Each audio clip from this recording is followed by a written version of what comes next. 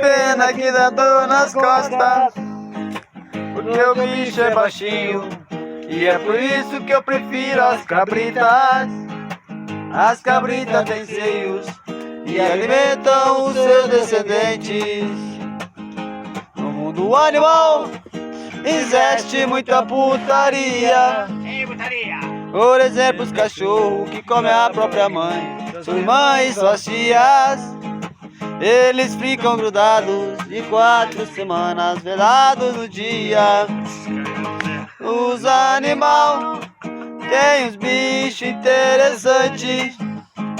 Imagine só os brincos dos elefantes e os camelos que tem as bombas em cima das costas, e as vaquinhas que por onde passa deixa um rastro de bosta.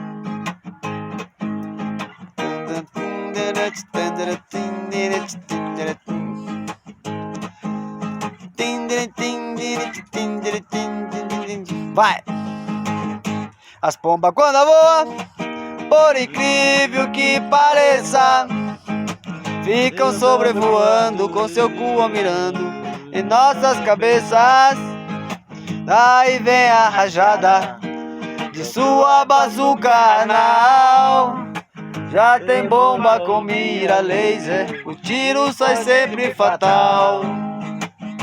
No mundo animal, as baleias do oceano, nadando com graça, fugindo da caça dos homens humanos. O homem é corno e cruel, mas a baleia que não chifra é fiel. Os animais têm uns bichos interessantes.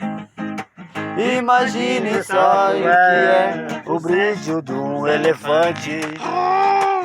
E os camelos que tem as bolas em cima das costas, e as vaquinhas que por onde passa deixa um rastro de bosta.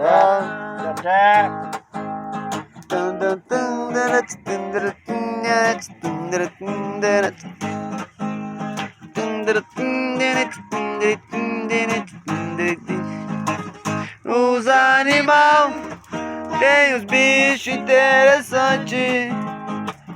Imagine o tamanho que é o brilho de um elefante. E os camelos que tem as bolas em cima das costas, e as vaquinhas que por onde passa deixa um rastro de bosta.